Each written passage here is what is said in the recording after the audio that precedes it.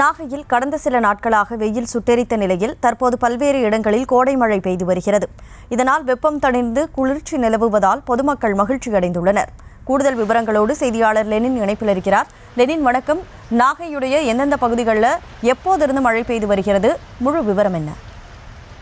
கனிமொழி, நாகப்பட்டினம் மாவட்டத்தில் கடந்த மாதம் முதல் கோடை வெயிலின் தாக்கம் அதிகமாக இருந்து வருகிறது.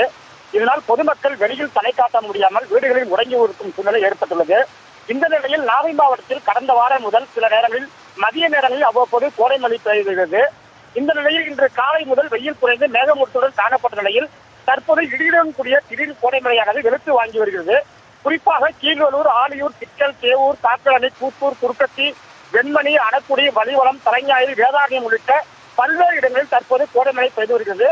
சுமார் 1 மணி நேரமாக பெய்து வரும் கோடை மழையால் வெப்பம் தணிந்து மாவட்டத்தில் பல்வேறு இடங்களில் குளிர்ச்சியான சூழல் ஏற்பட்டுள்ளது. அதே சமயம் மாவட்டத்தின் பல்வேறு பகுதிகளில் உளுந்து பயிர் அறுவடை தற்போது தீவிரமாக நடைபெற்று வரும் நிலையில் இந்த கோடை மழையினால் அந்த அறுவடை பாதிக்கப்பட்டுள்ளது. கனிமொழி,